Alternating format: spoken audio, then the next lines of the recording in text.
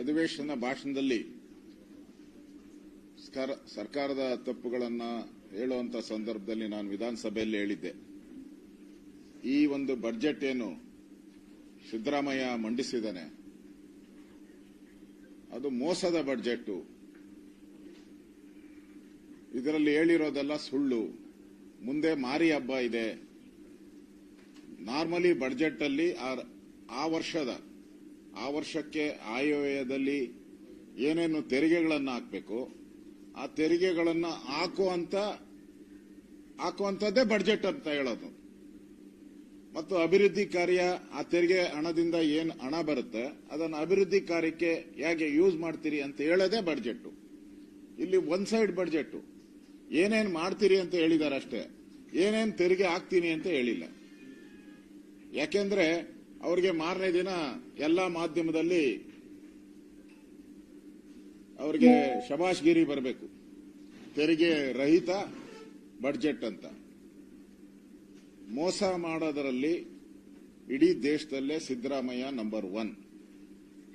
ಅವರಿಗೆ ಧೈರ್ಯ ಇದ್ದಿದ್ರೆ ಇವೆಲ್ಲವನ್ನ ಬಜೆಟ್ ಅಲ್ಲಿ ಘೋಷಣೆ ಮಾಡಬೇಕಾಯಿತು. ಏನೇನು ತೆರಿಗೆ ಈ ವರ್ಷ ನಾವೇನೇನು ತೆರಿಗೆ ಹಾಕ್ತಾ ಇದ್ದೀರಿ, ನಮ್ಮ ಸಂಪನ್ಮೂಲ ಏನು ಡಿಫಿಷಿಯೇಟ್ ಬಜೆಟ್ ಏನಿದೆ ಅದು ಮ್ಯಾಚ್ ಮಾಡಕ್ಕೆ ಮುಂದೆ ತೆರಿಗೆ ಹಾಕ್ತೀನಿ ಅಂತ ಹೇಳಬೇಕಾಯಿತು. ಅದನ್ನು ಮಾಡಲಿಲ್ಲ, ಮುಚ್ಚಿಟ್ಬಿಟ್ರೆ ಅದನ್ನ. ಇಡನ್ ಅಜೆಂಡಾ ಅದು, ಸಿದ್ದರಾಮಯ್ಯನವರ ಇಡನ್ ಅಜೆಂಡಾ. ಈಗ ಕರ್ನಾಟಕ ರಾಜ್ಯದ ಜನತೆಗೆ ಮಾರಿ ಹಬ್ಬ. ಆಡಳಿತ ನಡೆಸುವಂತ ಕಾಂಗ್ರೆಸ್ 100ಕ್ಕೂ ಹೆಚ್ಚು ಕ್ಯಾಬಿನೆಟ್ ದರ್ಜೆಯ ಅಧಿಕಾರಿ ವರ್ಗದವರು ಇದ್ದಾರೆ. ಕ್ಯಾಬಿನೆಟ್ ದರ್ಜೆ ಮಂತ್ರಿಗಳು 34 ಬಿಟ್ಟು ಅವ್ರಿಗೆ ಕ್ಯಾಬಿನೆಟ್ ದರ್ಜೆ.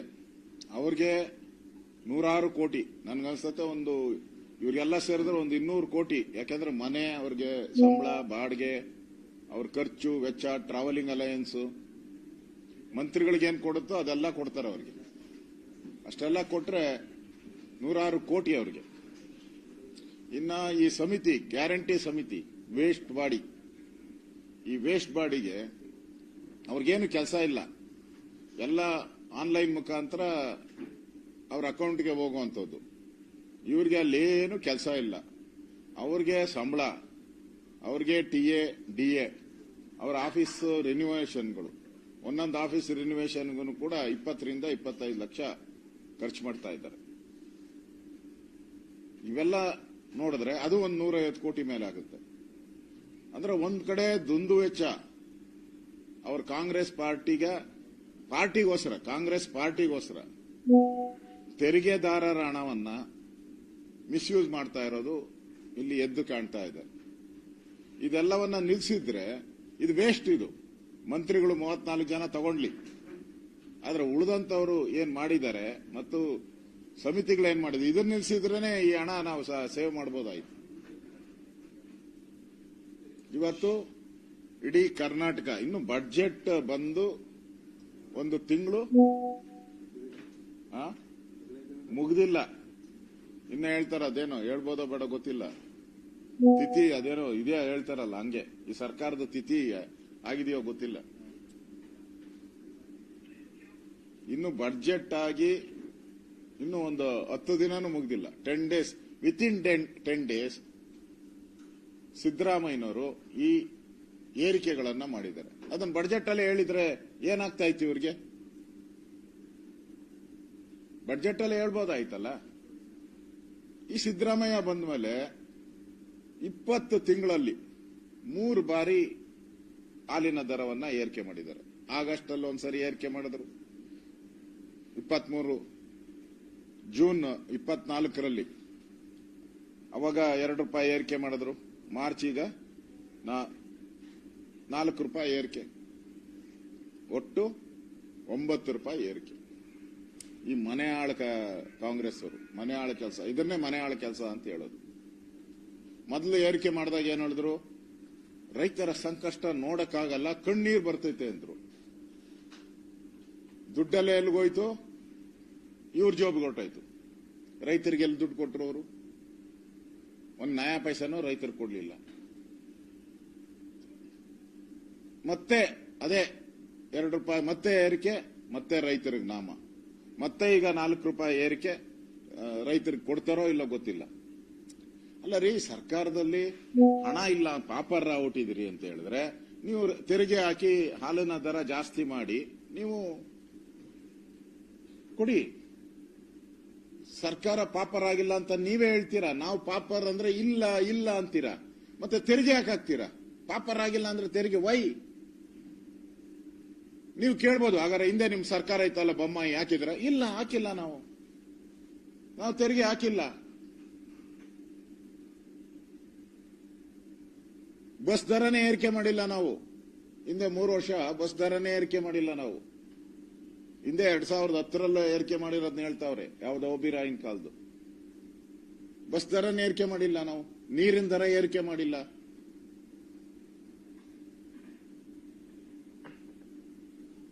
ಇದು ಒಂಥರ ಏರಿಕೆಯ ಫೆಸ್ಟಿವಲ್. ಯುಗಾದಿ ಹಬ್ಬ ಬರ್ತಾ ಇದೆಯಲ್ಲ, ಹೊಸತಡುಕು ಅಂತಾರೆ ನಮ್ಮಲ್ಲಿ. ಹೊಸ ವರ್ಷ ಹೊಸತಡುಕು, ಎರಡಕ್ಕೂ ಟ್ಯಾಕ್ಸ್ ಹಾಕಿದ್ದಾರೆ. ಒಂದಿನ ಸ್ವೀಟ್ ಮಾಡ್ತೀರಿ, ಅದಕ್ಕೆ ಹಾಲು.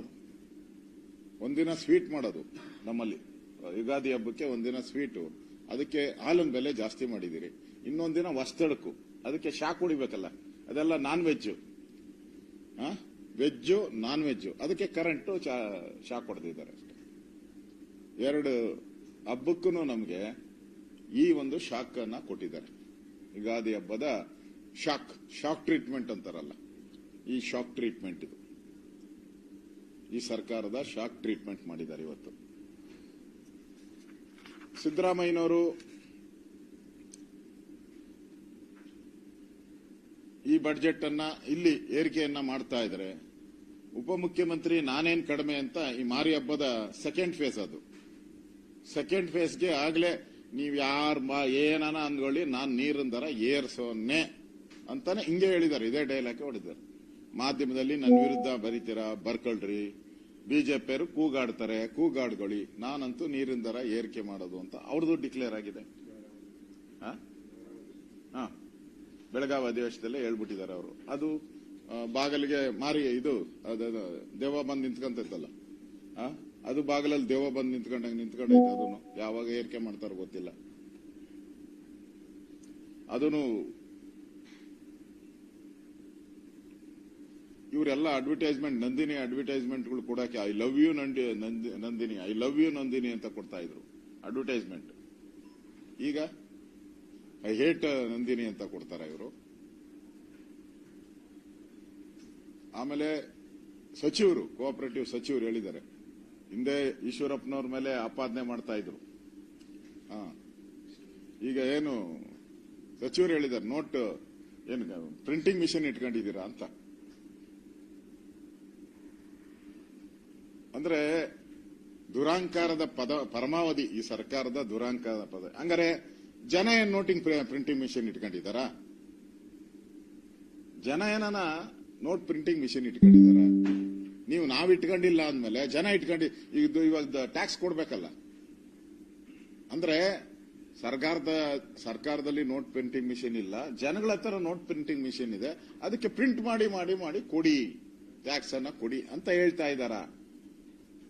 ಇದು ನಾಚಿಕೆಗೇಡಿನ ಒಂದು ಪರಮಾವಧಿ ಈ ಸರ್ಕಾರದಲ್ಲಿ. ಮತದಾರರಿಗೆ ಪಾರ್ಲಿಮೆಂಟ್ ಚುನಾವಣೆ ಆದ್ಮೇಲೆ, ಏನ್ ಪಾರ್ಲಿಮೆಂಟ್ ಚುನಾವಣೆ ಮುಂಚೆ ನೋಡ್ಬೇಕು ಇವ್ರದ್ದು. ಏನ್ ಜನ ನಮ್ಮ ದೇವರು, ಜನನೇ ನಮ್ಮ ದೇವರು.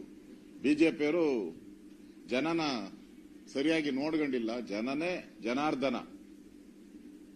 ಅವ್ರ ಕಾಲಲ್ಲಿ ತೋರಿಸಿದ್ನ ನಾವು ಕೈಯಲ್ಲಿ ಮಾಡ್ತೀರಿ ಅಂತ ಹೇಳಿದ್ರು ಕಾಂಗ್ರೆಸ್ ಅವರು. ಕಾಲಲ್ಲಿ ತೋರಿಸೋರು ಭಾಷಣದಲ್ಲಿ.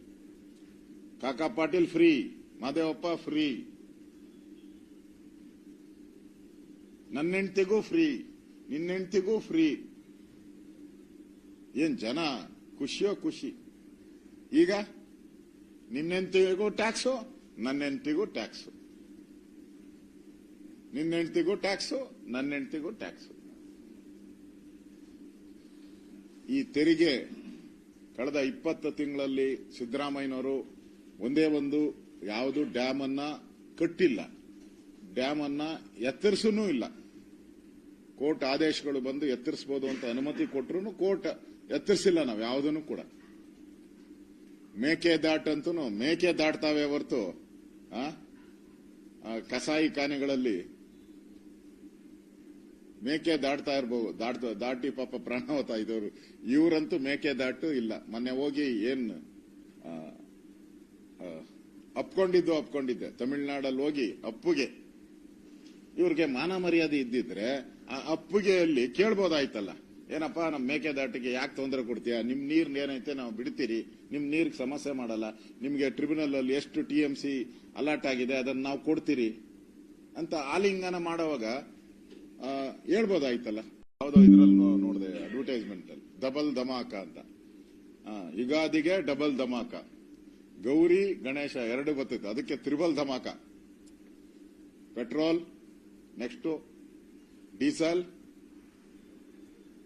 ಮತ್ತೆ ಸ್ಟಾಂಪ್ ಡ್ಯೂಟಿ ಅಷ್ಟೊತ್ತು ಬರ್ತದೆ. ಅದನ್ನು ಸ್ಟಾಂಪ್ ಡ್ಯೂಟಿಗೆಲ್ಲ ರೆಡಿ ಮಾಡ್ಕಂತವ್ರು. ಅವಾಗ ಸ್ಟಾಂಪ್ ಡ್ಯೂಟಿ ರೈಸ್ ಮಾಡ್ತಾರೆ. ಮತ್ತೆ ಜನನ ಮರಣ ಪ್ರಮಾಣ ಪತ್ರ ಅದಕ್ಕೂ ಎಲ್ಲ ರೆಡಿ ಮಾಡ್ಕೊಂಡಂಗೆ ಕಾಣಿಸ್ತತೆ. ಅಲ್ಲ, green tax, green cess corporation ಅಲ್ಲಿ ಮನೆಗೆ ಗ್ರೀನ್ ಸೆಸ್ ಹಾಕ್ತಾರೆ ಈಗ. ಅದು ಹೇಗೆ ಅಂತ ಹೇಳಿದ್ರೆ, ಮೊದಲು ಲಂಸಮ್ ಆಗಿ ಆಗ್ತಾ ಇದ್ರು. ನಿಮ್ಮ ಮನೆಯಲ್ಲಿ ಎಷ್ಟು ಕಸ ಬರುತ್ತೆ ಅಂತ ಇರ್ಲಿಲ್ಲ, ಜನರಲ್ ಆಗಿ ಕಸ ಹಾಕ್ತಾ ಇದ್ರು. ಜನರಲ್ ಆಗಿ ಒಂದು ಮನೆಗೆ 100 ರೂಪಾಯಿ 200 ರೂಪಾಯಿ ಈ ತರ ಎಷ್ಟೋ ಫಿಕ್ಸ್ ಮಾಡಿದ್ರು. ಈಗ ನಿಮ್ಮ ಮನೆಯಲ್ಲಿ ಎಷ್ಟು ಟಾಯ್ಲೆಟ್ ಇಂದ ಎಷ್ಟು ಕಸ ಆಚೆ ಬರ್ತೈತೆ ಅರ್ಥ ಆಯ್ತಾ? ನಿಮ್ ಟಾಯ್ಲೆಟ್ ಇಂದ ಎಷ್ಟು ಕಸ ಆಚೆ ಬರ್ತೈತೆ, ನಿಮ್ಮ ಇದರಿಂದ ಯೂರಿನ್ ಇದರಿಂದ ಎಷ್ಟು ಆಚೆ ಬರ್ಬೋದು, ನಿಮ್ಮ ಅಡುಗೆಯಿಂದ ಎಷ್ಟು ಆಚೆ ಬರ್ಬೋದು, ಅದನ್ನ ಮೆಷರ್ ಮಾಡ್ತಾರೆ, ವೆಯ್ಟ್ ಮಾಡ್ತಾರೆ. ಅದನ್ನು ವೆಯ್ಟ್ ಮಾಡಿ ಅದರ ಮೇಲೆ ಟ್ಯಾಕ್ಸ್ ಫಿಕ್ಸ್ ಮಾಡಿದ್ದಾರೆ. ನಾನು ಓದಿರೋದನ್ನ ಹೇಳ್ತಾ ಇರೋದು. ಈಗಿರೋ ಇದ್ರಲ್ಲಿ ಓದಿದ್ದೀರಾ? ಓದಿ ಅದನ್ನ. ನಿಮ್ಮ ಮನೆಯಲ್ಲಿ ಎಷ್ಟು ಕಸ ಬರುತ್ತೆ ಅದನ್ನ ವೆಯ್ಟ್ ಮಾಡಿ ಅದರ ಮೇಲೆ ತೆರಿಗೆ ಹಾಕುವಂಥದ್ದು.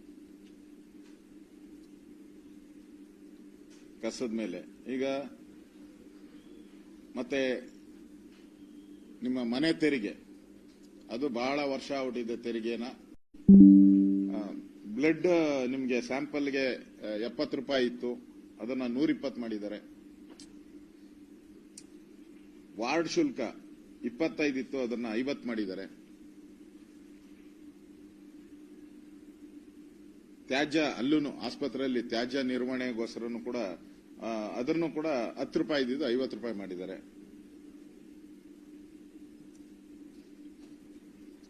ಈ ರೀತಿ ಆಸ್ಪತ್ರೆನೂ ಬಿಟ್ಟಿಲ್ಲ.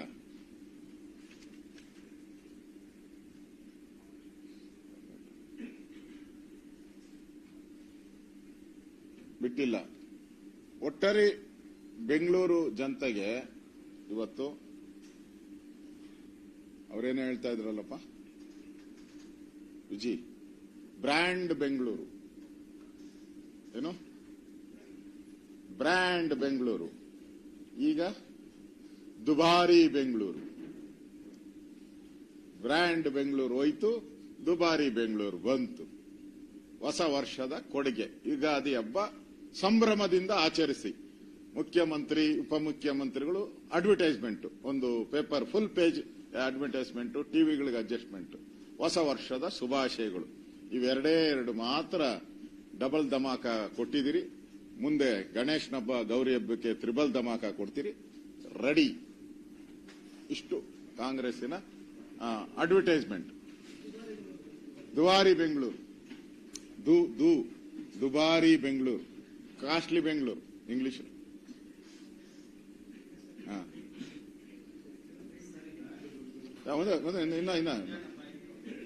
ಇನ್ನ ಬಂದ್ಬಿಡ್ತೀನಿ. ಇನ್ನ ವಿದ್ಯುತ್ ದರ ಏರಿಕೆ, ನಾನೇ ಓಡೋತಾ ಇಲ್ಲ ಅರ್ಜೆಂಟ್, ನೀನೇನಪ್ಪ. ವಿದ್ಯುತ್ ದರ ಏರಿಕೆ ಅದೇನೋ ಅಳಿಯ ಅಲ್ಲ ಮಗಳ ಗಂಡ. ಇಲ್ಲಿ ಒಳ್ಳೆ ಸ್ಕೀಮ್ ಇದು ನೋಡಿ. ಅಳಿಯ ಅಲ್ಲ ಮಗಳ ಗಂಡ.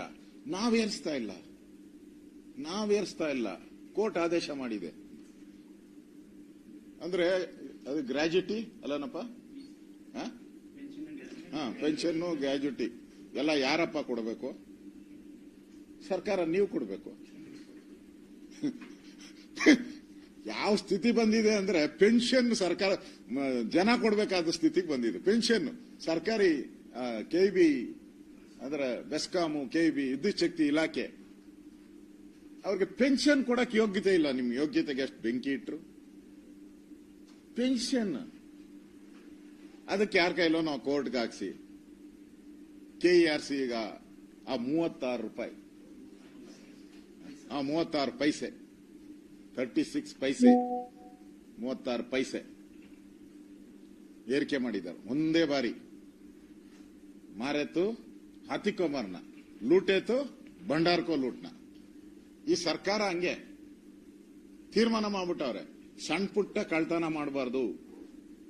ಬಸ್ ಸ್ಟ್ಯಾಂಡ್ ಅಲ್ಲಿ ಪಿಕ್ ಪ್ಯಾಕೆಟ್ ಮಾಡಿದ್ರು ಅದೇ ಕೇಸೆ, ಬಸ್ ಸ್ಟ್ಯಾಂಡ್ ಅಲ್ಲಿ ಪಿಕ್ ಪ್ಯಾಕೆಟ್ ಮಾಡಿದ್ರು ಅದೇ ಕೇಸೆ. ನಿಮ್ಗೆ ಮನೆಯಲ್ಲಿ ಹೋಗಿ ಚಿನ್ನ ಕದ್ರೂ ಅದೇ ಕೇಸೆ, ಎರಡು ಸೇಮ್ ಕೇಸ್.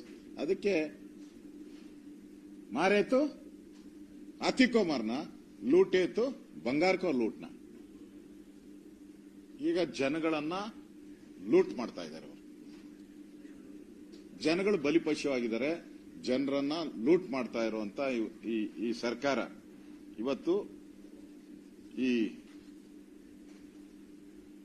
ವಿದ್ಯುತ್ ಶಕ್ತಿ ತೆರಿಗೆ ಹಾಕೋ ಮುಖಾಂತರ ಒಂದ್ಸರಿ ನೋಡಿ, ಪೆಟ್ರೋಲು ವಿದ್ಯುತ್ ಶಕ್ತಿ ಎರಡನ್ನೂ ಕೂಡ ಜನಸಾಮಾನ್ಯರ ಎಲ್ಲದರ ಮೇಲೆ ಎಫೆಕ್ಟ್ ಆಗ್ತೈತೆ. ಅಂದ್ರೆ ದಿನನಿತ್ಯದ ವಸ್ತುಗಳೇನಿದೆ ಎಲ್ಲಾನು ಪೆಟ್ರೋಲ್ ಮತ್ತು ವಿದ್ಯುತ್ ಶಕ್ತಿ ಮೇಲೆನೆ ಎಲ್ಲ ಅಂದ್ರೆ ಡಿಪೆಂಡ್ ಆಗಿರುವಂತದ್ದು. ಪೆಟ್ರೋಲ್ ಆದ ತಕ್ಷಣ, ಡೀಸೆಲ್ ಆದ ತಕ್ಷಣ ನಿಮ್ ಟ್ರಾನ್ಸ್ಪೋರ್ಟೇಷನ್ ಎಲ್ಲ ಇದಾಗುತ್ತೆ. ಇದೂ ಅಷ್ಟೇ, ನಿಮ್ ಏನೇ ದವಸ ಧಾನ್ಯ ಎಲ್ಲ ಕೂಡ ಗ್ರಿಲ್ ಇದು ಮಾಡಬೇಕಾದ್ರೆ, ಅದನ್ನ ಪೌಡರ್ ಮಾಡಬೇಕಾದ್ರೆ ಎವ್ರಿಥಿಂಗ್, ಮತ್ತೆ ಹೋಟ್ಲುಗಳಲ್ಲಿ ಕರೆಂಟ್ ಯೂಸ್ ಅವೆಲ್ಲ ಜಾಸ್ತಿ ಆದ ತಕ್ಷಣ ದಿನನಿತ್ಯದ ವಸ್ತುಗಳು ಆಟೋಮೆಟಿಕಲಿ ಜಾಸ್ತಿ ಆಗ್ತದೆ. ಈಗ ದಿನನಿತ್ಯದ ವಸ್ತುಗಳು ಆಟೋಮೆಟಿಕಲಿ ಜಾಸ್ತಿ ಆಗುವಂತ ವ್ಯವಸ್ಥೆಯನ್ನ ಇವತ್ತು ಮಾಡ್ತಾ ಇದ್ದಾರೆ. ಅದರಿಂದ ನನಗನ್ಸ್ತತೆ ಈ ಸರ್ಕಾರ ಬಂದ ಮೇಲೆ 20 ತಿಂಗಳಲ್ಲೇ ಒಂದ್ ರೀತಿ 20 ಆಟ ಆಡ್ಬಿಟ್ಟಿದ್ದಾರೆ ಇವರು. ತೆರಿಗೆಗಳ ಒಂದು ದೊಡ್ಡ ಬಂಡೆಯನ್ನ, ಈ ಕನಕಪುರ ಬಂಡೆ ಅಂತ ಅಲ್ಲಪ್ಪ ಇದು, ಆಮೇಲೆ ಕನಕಪುರ ಬಂಡೆ ಅಂತ ಬರ್ಕೊಂಬಿಡಿದು ಬಂಡೆ. ಕನಕಪುರ ಬಂಡೆಗಿಂತ ದೊಡ್ಡ ಬಂಡೆಯನ್ನ ತಲೆ ಮೇಲೆ, ಪ್ರತಿಯೊಬ್ಬ ನಾಗರಿಕನ ತಲೆಯ ಮೇಲೆ ಬಂಡೆಯನ್ನ ಏರಿದಂತ ಸರ್ಕಾರ ಇದು. ಬಂಡೆಯನ್ನ ಏರಿ ಮೊದಲೇ ಬಡತನದಲ್ಲಿ ಇರುವಂತ ಜನ, BPL ಕುಟುಂಬಗಳೇನಿದೆ, ಇವ್ರು ಕೊಡೋ 2,000ಕ್ಕೆ ಈಗ 2,000 ಕೊಟ್ಟು 20,000 ಕೀಳ್ತಾ ಇದ್ದಾರೆ. ಕೊಟ್ಟಿದ್ದು 2,000, ಕೀಳ್ತಾ ಇರೋದು ಜನಗಳಿಂದ 20,000. ಜನ ಬದುಕು ಇವತ್ತು ಒಂದು ರೀತಿ ಬೀದಿ ಪಾಲಾಗುವಂತ ವ್ಯವಸ್ಥೆಯನ್ನ ಕರ್ನಾಟಕದ ಜನ ನೋಡ್ತಾ ಇದ್ದೀರಿ. ನಾವೆಲ್ಲ ಸಿದ್ದರಾಮಯ್ಯನವರೇ ಗಾಲಿ ಕುರ್ಚಿಯಲ್ಲಿ ಇದ್ದಾರೆ ಅಂತ ತಿಳ್ಕೊಂಡಿದ್ರಿ. ಎಂಟೈರ್ ನಮ್ಮ ಕರ್ನಾಟಕವನ್ನೇ ಗಾಲಿ ಕುರ್ಚಿಗೆ, ವೀಲ್ ಚೇರ್ಗೆ ತಂದ್ಬಿಟ್ಟಿದ್ದಾರೆ. ಇದೇ ಇವರ ಸಾಧನೆ, 2 ವರ್ಷದ ಸಾಧನೆ ಮಾಡಕ್ಕೆ ಹೊರಟಿದ್ದಾರೆ. ಅದು ಏನು ಮುಖ ಇಟ್ಕೊಂಡು 2 ವರ್ಷದ ಸಾಧನೆ ಮಾಡ್ತೀರಾ ನೀವು?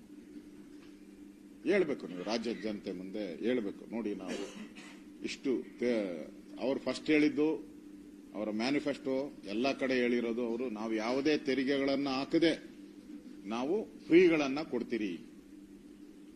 ಯಾವ ರೀತಿ ಕೊಡ್ತೀರಾ ಅಂತ ಮಾಧ್ಯಮದವರು ಕೇಳಿದ್ರು.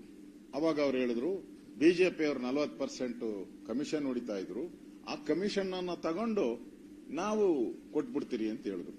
ಈಗ ನಾವು ಕೇಳ್ತಾ ಇದ್ದೀರಿ, ಅದು ಎಲ್ಲೋಯ್ತು? ಆ ದುಡ್ಡು ಎಲ್ಲೋಯ್ತು?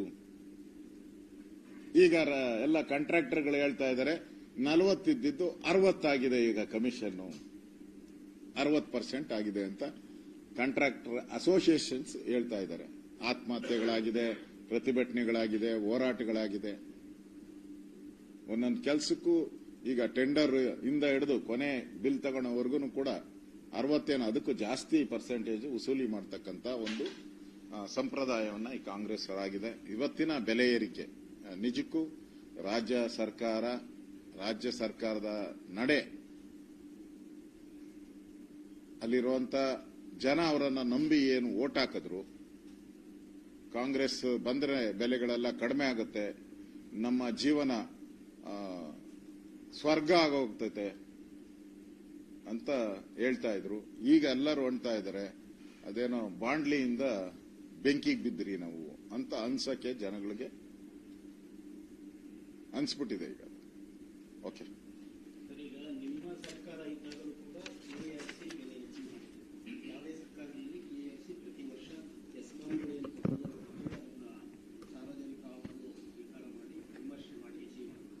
ನಿಮ್ದು ಅವ್ರದ್ದು ಸರ್ಕಾರ, ಇಲ್ಲಿ ಕಾಂಗ್ರೆಸ್ ಸರ್ಕಾರ ಮಾತ್ರ ಕೆಆರ್ಸಿ ಅವರು ಕೆಆರ್ಸಿ ಜನರಲ್ ತೆರಿಗೆಯನ್ನ ಏನ್ ಮಾಡಿದ್ರೆ ನಾವು ಅದಕ್ಕೆ ಒಪ್ಪಿಗೆ ಕೊಡ್ಬೋದಾಯ್ತಾನೋ, ಅವ್ರು ಅದರದಲ್ಲ ಇರೋ ಟಿಎಡಿಎಗಳಿಗೆ ಹೇಳ್ತಾ ಇದ್ದಾರೆ. ಟಿಎಡಿಎ ಕೊಡಕ ಯೋಗ್ಯತೆ ಇಲ್ಲ, ಅದಕ್ಕೋಸ್ಕರ ಏರಿಕೆ ಮಾಡ್ತಾ ಇದ್ದೀರಿ ಅಂತ. ಇದು ಯಾವಾಗಾಗಿತ್ತು? ಅಲ್ಲ ಇರ್ಬೋದು ಕೋರ್ಟ್ ಆರ್ಡರ್. ಕೋರ್ಟ್ಗೆ ಹೋದವ್ರು ಯಾರು? ಇವರೇ ಪ್ರಾಯೋಜಕರು, ಇವರೇ ಎಸ್ಕಾಂ ಅವರೇ ಪ್ರಾಯೋಜಕರು.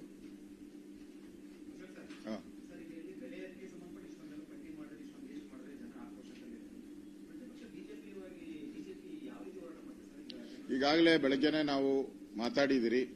ಮೊನ್ನೆನೂ ಕೂಡ ಈ 4% ಬಗ್ಗೆ, ರಿಸರ್ವೇಶನ್ ಬಗ್ಗೆ ನಾವು ಹೋರಾಟ ಮಾಡಿದಿರಿ. ಇಡೀ ರಾಜ್ಯಾದ್ಯಂತ ಹೋರಾಟ ಮಾಡಿದಿರಿ. ಇದನ್ನು ಕೂಡ ಒಂದು ದೊಡ್ಡ ಮಟ್ಟದಲ್ಲಿ ಮಾಡಬೇಕು, ಟೈಮ್ ಕೊಟ್ಬಿಟ್ಟು ಹೋರಾಟ ಮಾಡಬೇಕು ಅಂತ ಈಗಾಗಲೇ ನಾನು ಮಾತಾಡಿದ್ದೀನಿ. ನಾವು ಅಧ್ಯಕ್ಷರು ಮಾತಾಡಿದ್ದೀನಿ ಒಂದು ರೌಂಡು, ಇನ್ನೊಂದು ರೌಂಡ್ ಮಾತಾಡಿ ಹಬ್ಬ ಆದ್ಮೇಲೆ ನಾವು ಮಾಡಬಹುದಾ ಅಂತ ಯೋಚನೆ ಮಾಡ್ತಾ ಇದ್ದೀರಿ. ಒಟ್ಲಲ್ಲಿ ಹೋರಾಟವನ್ನ ಮಾಡೇ ಮಾಡ್ತೀರಿ. ಈ ಬೆಲೆ ಏರಿಕೆಯ ಬಿಸಿ ಜನಗಳಿಗೆ ತಟ್ಟಿರುವಂತದ್ದು ಇಡೀ ರಾಜ್ಯಾದ್ಯಂತ ನಾನು ರಾಜ್ಯದ ಅಧ್ಯಕ್ಷರ ಜೊತೆ, ಪದಾಧಿಕಾರಿಗಳ ಜೊತೆ ಎಲ್ಲ ಮಾತಾಡಿ ತೀರ್ಮಾನ ಮಾಡ್ತಾರೆ, ಅಧ್ಯಕ್ಷರು ಅನೌನ್ಸ್ ಮಾಡ್ತಾರೆ. ಪ್ರತಿ ಸರಿನೂ ಕೂಡ ರೈತರಿಗೆ ಇನ್ನೂ ಸಬ್ಸಿಡಿನೇ ಇನ್ನೂ 600 ಕೋಟಿ ಪೆಂಡಿಂಗ್ ಇಟ್ಕೊಂಡಿದ್ದಾರೆ. 600 ಕೋಟಿ ಪೆಂಡಿಂಗ್ ಇಟ್ಕೊಂಡ್ರೆ ಸಬ್ಸಿಡಿ. ಇದರಿಂದ ನನಗನ್ಸುತ್ತೆ ರೈತರಿಗೆ ಹೆಚ್ಚಿನ ಭಾಗ ಅವರು ಈಗ ಏರಿಕೆ ಮಾಡಿರೋದು ಕಳೆದ ಒಟ್ಟು 9 ರೂಪಾಯಿ. 9 ರೂಪಾಯಿ ರೈತರಿಗೆ ಕೊಟ್ಟಿದ್ದಾರಾ? ಕೊಟ್ಟಿಲ್ಲ. ಅವ್ರ ವಾದ ಪ್ರತಿ ಸರಿನೂ ಅದೇ ವಾದ ಮಾಡಿದ್ದಾರೆ. ಕೊಟ್ಟಿದ್ದಾರಾ? ಆಯ್ತು, ಹಿಂದಿಂದ 2 ಸರಿ ಏರಿಕೆ ಮಾಡಿದ್ರಲ್ಲ 2 ರೂಪಾಯಿ, ಅವಾಗ ಕೊಟ್ಟಿದ್ದಾರಾ? ಇಲ್ಲ, ಕೊಟ್ಟಿಲ್ಲ. ಈಗ ಮಾಡಿದ್ದಾರೆ 4, ಅದರಲ್ಲಿ ಎಷ್ಟು ಡಿಸ್ಕೌಂಟ್ ಹೊಡಿತಾರೋ ಗೊತ್ತಿಲ್ಲ.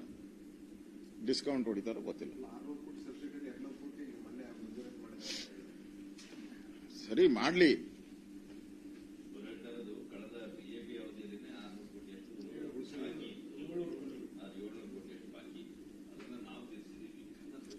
Very good, very good. ನಮ್ದು 600 ಕೋಟಿ ಇತ್ತು, ನೀವು ತೀರ್ಸಿದ್ದೀರಾ. ನೀವು ಬಿಟ್ಟು ಹೋದಾಗ ಎಷ್ಟು ಕೋಟಿ ಇತ್ತು ಅದನ್ನ ಲೆಕ್ಕ ಕೊಟ್ಬಿಡಿ. ಯಾರು ಕೊಡು? ಅವ್ರು ತಾನೇ ಹೇಳಿರೋದು, ನಾನು ಹೇಳಿರೋದು. ಮತ್ತೆ ಇವ್ರ ಪ್ರಣಾಳಿಕೆಯಲ್ಲಿ ಹಾಲಿನ ಸಬ್ಸಿಡಿಯನ್ನ 5 ರೂಪಾಯಿಂದ 7 ರೂಪಾಯಿಗೆ ಏರಿಸ್ತೀನಿ ಅಂತ ಹೇಳಿದ್ರಿ. ಏರಿಸಿದ್ದೀರಾ? ಹೇಳಿದಿರಲ್ಲ, ನಿಮ್ ಬುಕ್ಕಲ್ಲೇ ಇದೆ. ಬುಕ್ಕಲ್ಲೇ ನಮ್ದು 5 ರೂಪಾಯಿ ಇದೆ. ಅದನ್ನ ಬಿಜೆಪಿ ಇದ್ದಾಗ ನಾವು ಈ ಒಂದು ಸಬ್ಸಿಡಿ ಕೊಡೋದು ಪ್ರಾರಂಭ ಮಾಡಿದ್ವಿ. 2 ರೂಪಾಯಿಂದ ಶುರು ಮಾಡಿದ್ರೆ ಆಗ ಹೇಳಿದಾರಲ್ಲ ಪ್ರಣಾಳಿಕೆಯಲ್ಲಿ 5ರಿಂದ 7 ಆಯ್ತಲ್ಲ. 2 ವರ್ಷ ಆಯ್ತು ನೀವು ಬಂದು. ಯಾಕೆ ಅಲ್ಲ 5 ವರ್ಷಗಳ ಬಂದ ತಕ್ಷಣ ಅಂತ ಹೇಳಿದ್ರು. ಆ ತಕ್ಷಣ 2 ವರ್ಷ ಆಗಿದೆ ಅಷ್ಟೇ.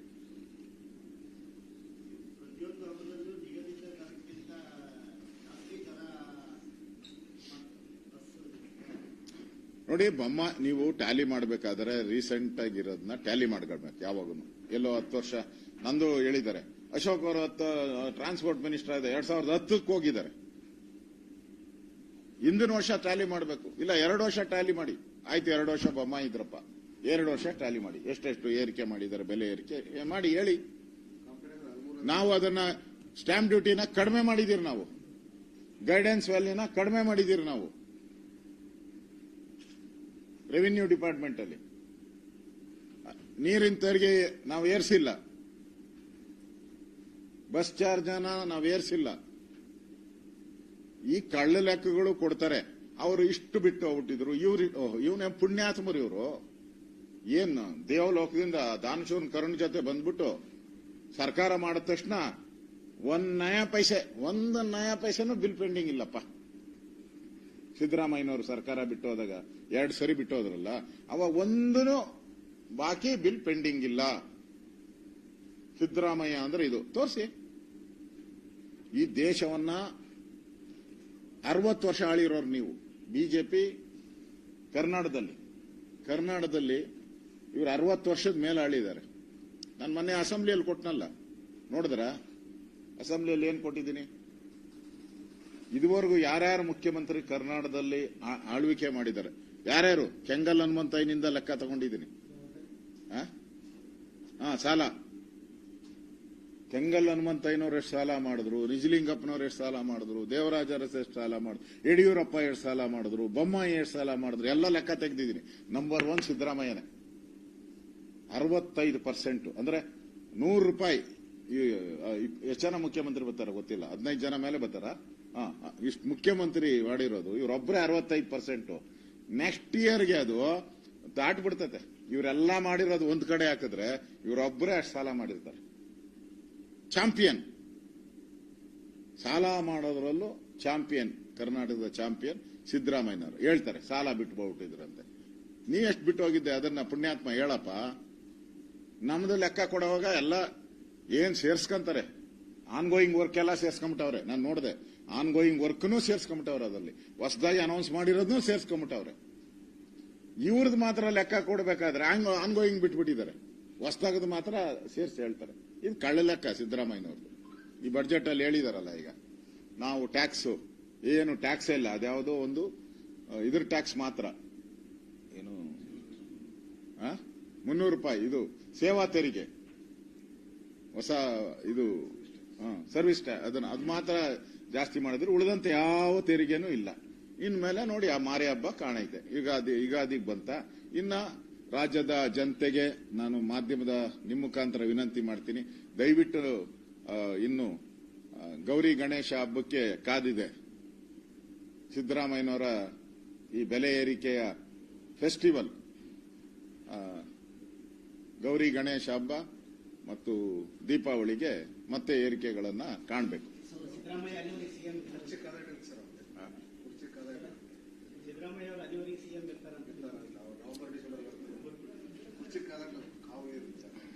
ಡಿ ಕೆ ಶಿವಕುಮಾರ್ ಒದ್ ಕಿತ್ಕೊಳ್ಳೋವರೆಗೂ ಕೂತಿರ್ತಾರೆ.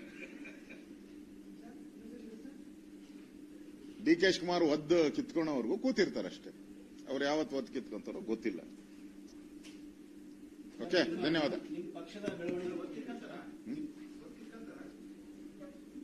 ಹೇಳಿದಾರಲ್ಲ, ಅಸೆಂಬ್ಲಿ ಫ್ಲೋರ್ ಅಲ್ಲಿ ಹೇಳಿದಾರೆ. ಇಂಗ್ಲಿಷ್ ಅಲ್ಲಿ ಬರ್ತೀನಿ. 2 ಸೆಕೆಂಡ್ ತಗೋ, 2 ಸೆಕೆಂಡ್.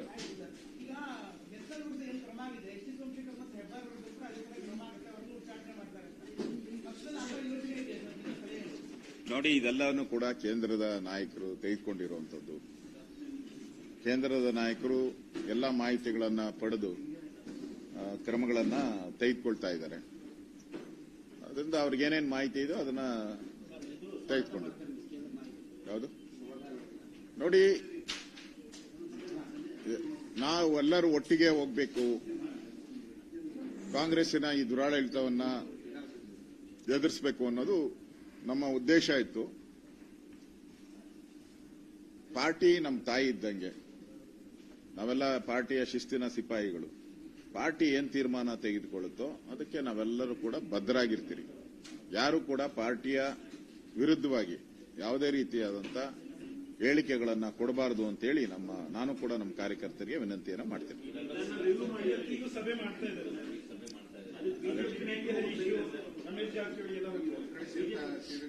ಇದೆಲ್ಲಾನು ಕೂಡ ಕೇಂದ್ರದ ನಾಯಕರು ಗಮನಿಸ್ತಾ ಇದ್ದಾರೆ. ಅವರು ಈ ಆಕ್ಷನ್ ಎಲ್ಲ ಆದ್ಮೇಲೆ ಕೇಂದ್ರದ ನಾಯಕರು ಕೂಡ ಗಮನಿಸ್ತಾ ಇದ್ದಾರೆ. ನೋಡೋಣ.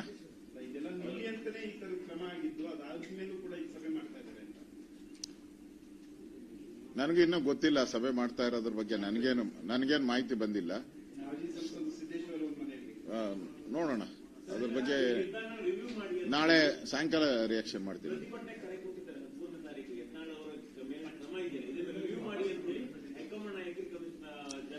ಅಲ್ಲ, ಕೊಡ್ಲಿ, ರಿವ್ಯೂ ಮಾಡು ಅಂತ ಕೇಳಕ್ಕೆ ಕಾರ್ಯಕರ್ತರಿಗೆ ಮತ್ತು ಮುಖಂಡರಿಗೆ ಅಧಿಕಾರ ಇದೆ, ಅದು ಕೊಡ್ಬೋದು. ಆದರೆ ಪಾರ್ಟಿ ವಿರುದ್ಧ ಅಂತೂ ಮಾತಾಡಬಾರ್ದು. ಅವರಿಂದ ಏನ ಕೇಳ್ತಾರೆ?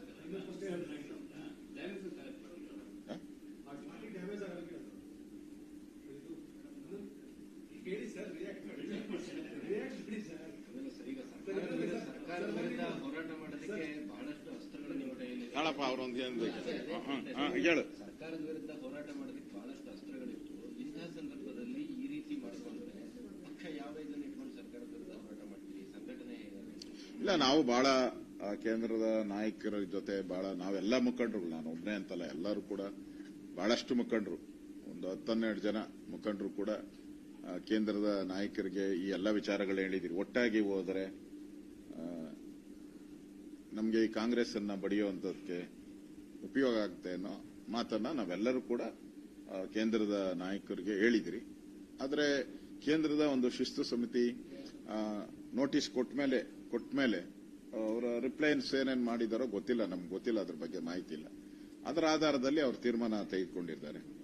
ಸೊ ನೋಡೋಣ. ಹಾಗೆ ಆಗುತ್ತೆ, ಪ್ರಶ್ನೆನೇ ಇಲ್ಲ, ಆಗುತ್ತೆ.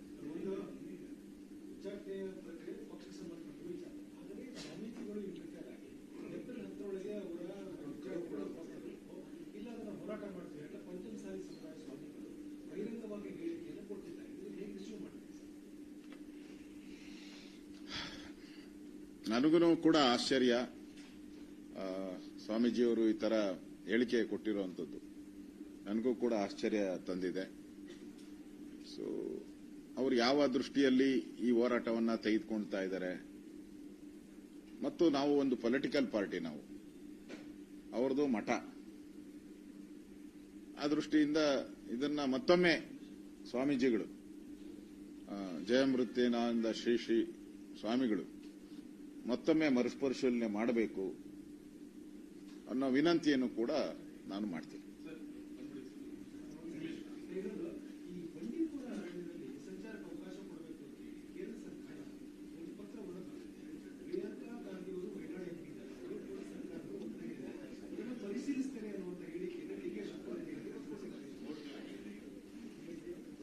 ನೋಡಿ, ಅಲ್ಲ, ಬಂಡೀಪುರ ನಾನು ಕೂಡ ನೂರಾರು ಬಾರಿ ಹೋಗಿದ್ದೀನಿ.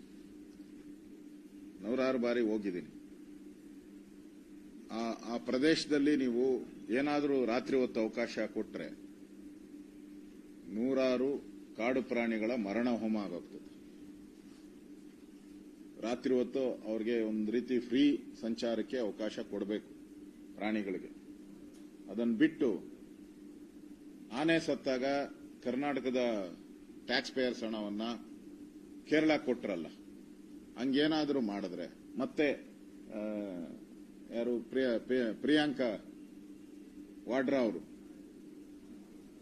ಲೆಟರ್ ಬರೆದಿದ್ದಾರೆ, ಅದನ್ನು ಪರಿಶೀಲನೆ ಮಾಡ್ತಾ ಇದ್ದೀನಿ ಅಂತ ಹೇಳಿದ್ರೆ ಅದು ರಾಜ್ಯಕ್ಕೆ ಬಗದಂತ ದ್ರೋಹ ಆಗುತ್ತೆ. ಮತ್ತೆ ಅದು ರಕ್ಷಿತ ಅರಣ್ಯ ಪ್ರದೇಶ, ರಿಸರ್ವ್ ಫಾರೆಸ್ಟ್. ಸುಪ್ರೀಂ ಕೋರ್ಟ್ ಆರ್ಡರ್ಗಳಿದೆ. ಯಾವುದೇ ಕಾರಣಕ್ಕೂ ಅಲ್ಲಿ ಕೊಟ್ರೆ ದಿನನಿತ್ಯ ಪ್ರತಿದಿನ 16 ಪ್ರಾಣಿಗಳ ಸಾವಿಗೆ ಸರ್ಕಾರನೇ ನೇರ ಕಾರಣ ಆಗ್ತದೆ. ಯಾವುದೇ ಕಾರಣಕ್ಕೂ ಕೊಡಬಾರದು ಅನ್ನೋ ಒಂದು ಆಗ್ರಹವನ್ನ ನಾನು ಬಿಜೆಪಿ ಪರವಾಗಿ ಮಾಡ್ತಾ ಇದ್ದೇನೆ.